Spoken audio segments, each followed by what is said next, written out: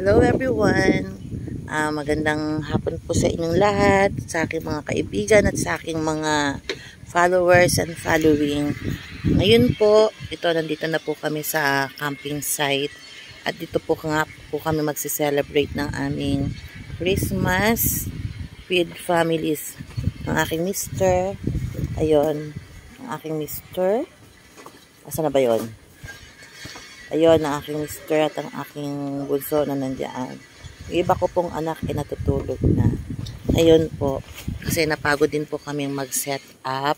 Dumating po kami dito ng morning ng mga 10. Tapos, syempre nag-set up pa po kami ng mga gamit namin dito tsaka ng mga 10. Kapakita ko po sa inyo, medyo itutur ko po kayo rito sa camping site na ito. Napaka-presko. Kaya nga po nakabonet ako kasi nagugulo yung aking buhok. Tsaka malamig po talaga. Malakas ang hangin. Okay po. So, ngayon po kasi medyo umaambon-ambon. Baka maliwanag naman yung ulap. Hindi siya. Parang nagtatalo yung liwanag at saka yung dark clouds. Pero umaambon lang siya. Hindi naman siya talagang malakas ang ulan. Ito po yung lugar, yan. Sa kabila doon, may mga nagka-camping din. Tapos ito po yung, ayan po yung tent ng dalawa kong anak. Tapos, ito naman po, ayan dyan, lagay namin yung sasakyan dyan. At saka yung isa pa namin sasakyan na doon sa harapan niya. Tapos ito rin po yung, yung isang tent pa ng aking dalawang daughters. So, at ito naman po yung aming tent ng mag-asawa. Yan. Yan po itsura namin dito.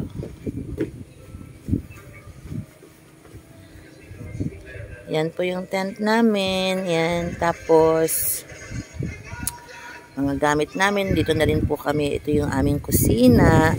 Ginawa namin, sinetap namin dito yung kusina namin. Dito kami po magsasalo-salo mamaya para po salubungin yung Christmas. Medyo busy-busy ang aking mag-ama. And dito kami magluluto. At mamaya magbabarbecue din po kami dito. Ito po yung lugar. Ayan po. Kaya po siya malamig. Kasi tabi nga ng lake. Tabi siya ng lake. Teka, bababa ko. Ayan. Tabi siya ng lake. Yan, ang hangin dito. Lakas ng hangin. Tapos medyo umaambon-ambon pa. Yan, tinakpan din po namin ng trapal. Yung medyo side ng, kasi napakalakas talaga ng hangin. Ayan. Ano nahan?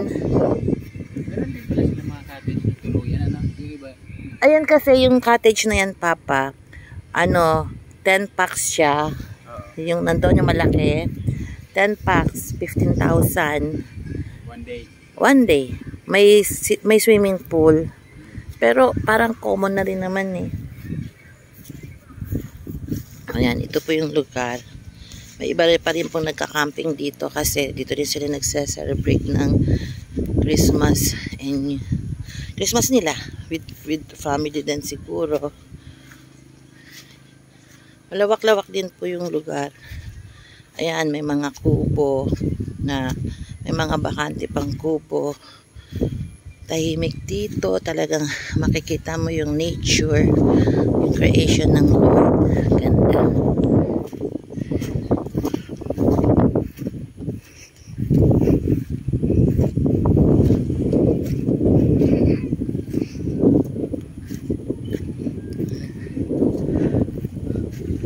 Yan.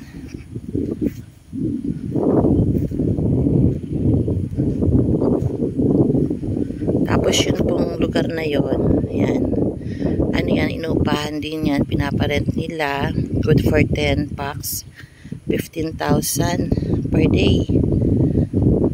Per day nila 15,000. May sarili siyang maliit na swimming pool. Pero ako mas gusto ko yung talagang yan. Natayo kami ng tent. Adventure nga.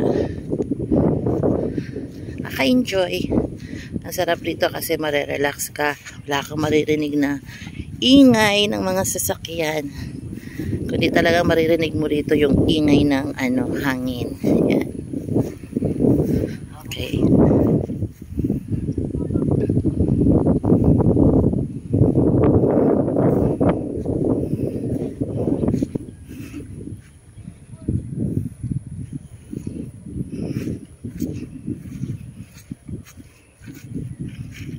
Ito naman po yung room namin. Tent namin ng mister ko. Yan ang itsura niya. Ano wala tong mga tumama? Ang dami. Alin? Sa community. Community ng? Wait. Yan. Sakto lang talaga sa itong tent na to, para to sa 2 to 6 person kung sisiksikin. Pero mas gusto kong dalawa lang kami kasi syempre may mga gamit pa.